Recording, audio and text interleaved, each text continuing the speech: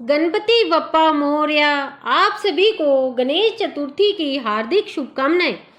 आज गणेश चतुर्थी के शुभ अवसर पर सुनिए गणपति भगवान की कथा और चौथ माता की कथा, क्योंकि चतुर्थी तिथि के दिन भगवान गणेश और चौथ माता की पूजा का विधान है, इसलिए आपको दोनों ही कथाएं सुननी चाहिए।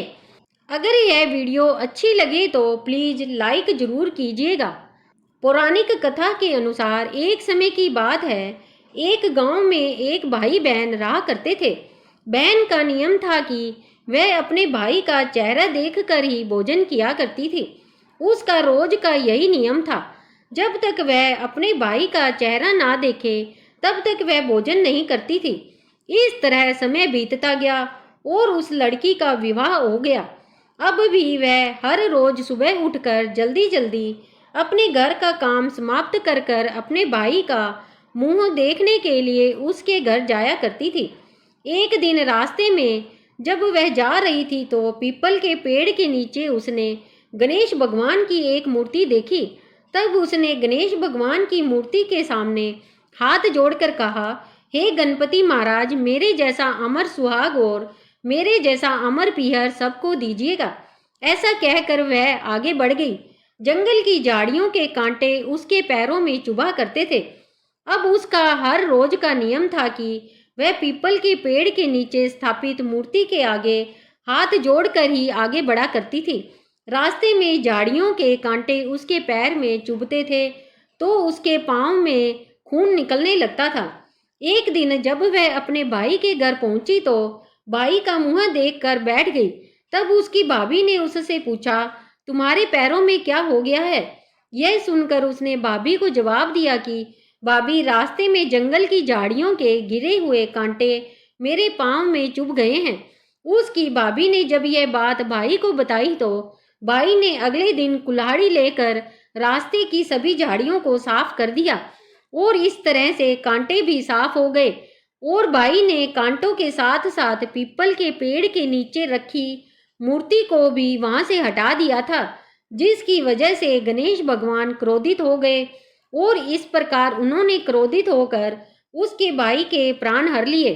उधर लोग जब उसके भाई को अंतिम संस्कार के लिए ले जाने लगे तब उसकी भाभी रोते हुए लोगों से कहने लगी, आप लोग थोड़ी देर रुक जाओ, मेरे पति की बहन आने वाली है और वह अपने भाई का मुंह देखे बिना नहीं रह सकती, उसका यही नियम है। तब लोगों ने कहा, आज तो देख लेगी पर कल कैसे देखेगी। रोज की तरह उधर जब बहन अपने भाई का मुंह देखने के लिए जंगल में निकली तब उसने देखा रास्ते की झाड़ियों और कांटों को हटाकर साफ कर दिया गया है। और जब वह हाथ जोड़ने के लिए पीपल के पेड़ के नीचे पहुंची तो उसने देखा कि वहां पर गणेश भगवान की मूर्ति भी नहीं थी। उसे थोड़ी दूर पर गणेश भगवान की मूर्ति पड़ी हुई दिखाई दे गई। तब उसने मूर्ति को उठाकर साफ कर कर उसे फिर से उसी जगह पर रख दिया और हाथ जोड़कर कहने लगी, हे गणपति भगवान, मेरे जैसा अमर सुहाग और मेरे जैसा अमर पीहर सबको देना। और इस प्रकार ऐसा कहकर वह लड़की आगे निकल गई। तब गणेश भगवान सोचने लगे, अगर इसकी नहीं सुनी तो हमें कौन मानेगा, हमारी पूजा कौन करेगा। तब गणपति भगवान ने उसे आवाज दी, बेटी, इस खेजड़ी की 7 पत्तियां लेकर जा और उसे कच्चे दूध में घोलकर अपने भाई के ऊपर छींटा मार देना, वह उठकर बैठ जाएगा। यह सुनकर जब बहन पीछे मुड़ी तो उसने देखा वहां कोई नहीं था। फिर वह सोचने लगी कि ठीक है, जैसा सुना है वैसे ही कर लेती हूँ। और इस तरह वह 7 खेजड़ी की पत्तियां लेकर अपने भाई के घर पहुंची। उसने देखा वहां कई लोग बैठे हुए हैं। भाभी बैठी रो रही थी और उसका भाई उन सब के बीच मूर्छित अवस्था में लेटा हुआ था। तब उसने सुनी हुई आवाज के अनुसार पत्तियों को नियम के तहत भाई के ऊपर इस्तेमाल किया और इस प्रकार पत्तियों के प्रयोग से उसका भाई उठकर बैठ गया। तब भाई बहन से बोला, मुझे बहुत ही गहरी नींद आ गई थी। तब उसकी बहन बोली, ऐसी नींद किसी दुश्मन को भी ना आए। और फिर उसने रास्ते की सारी बात अपने भाई को बता दी। तब से दोनों भाई बहन और लड़की की भाभी भी मिलकर गणेश भगवान की पूजा करने लगे और उनका व्रत भी रखने लगे।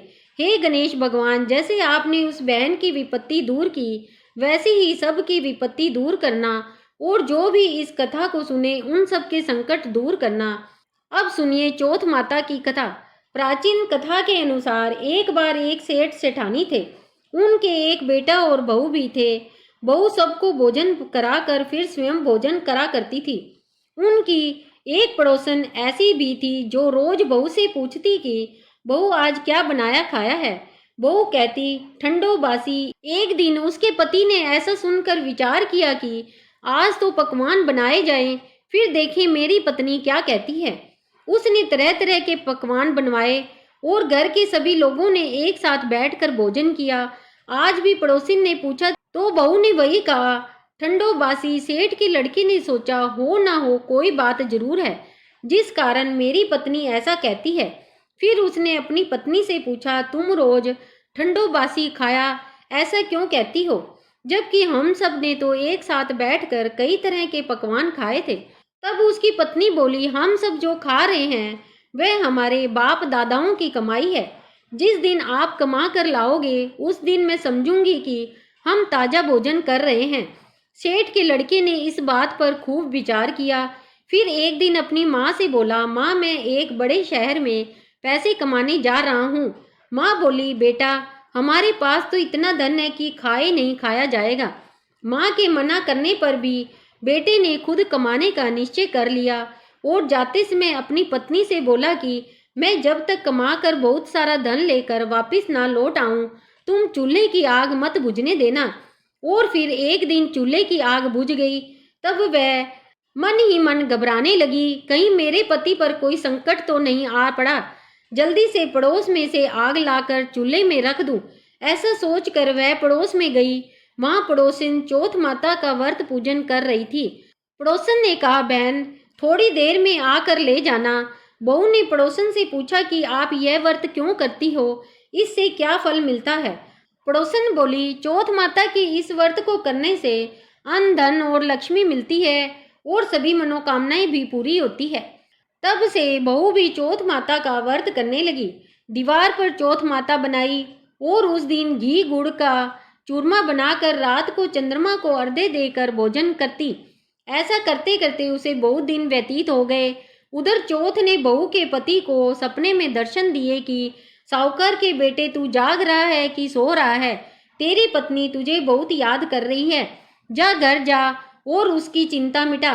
तू दुकान खोलकर कंकु केसर का पगलिया बनाकर बैठ जाना।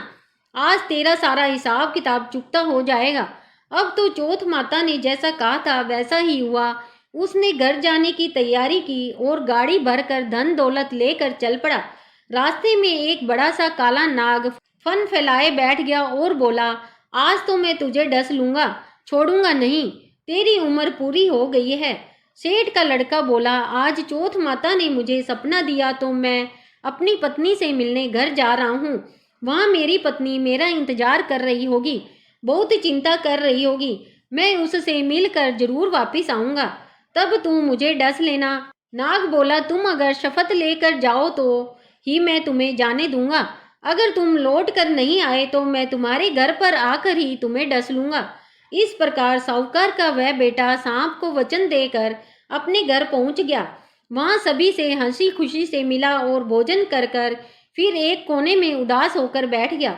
उसकी पत्नी ने उदासी का कारण पूछा तो पति ने काले नाग वाली बात बताते हुए कहा, अगर मैं उसके पास नहीं जाऊंगा तो वह घर पर आकर ही मुझे डस लेगा।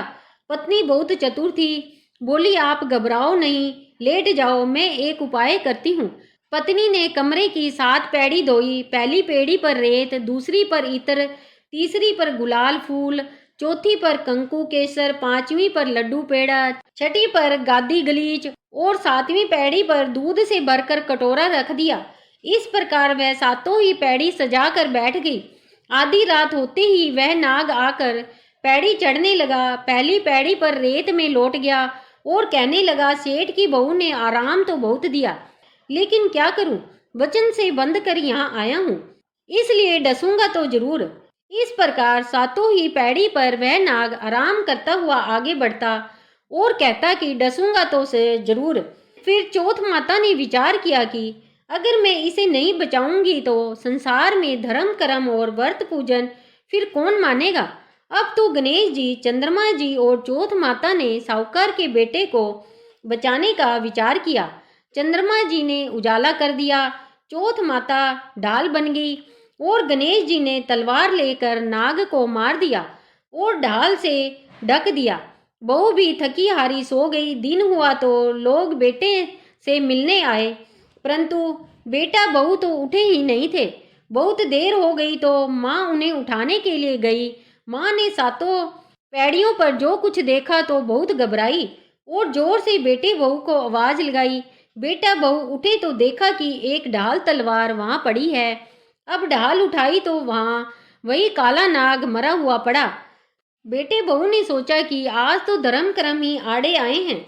अब भगवान श्री गणेश और चौथ माता ने ही हमारी रक्षा की है।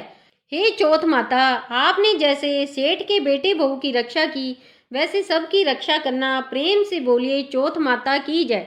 बोलो चौथ माता की जय।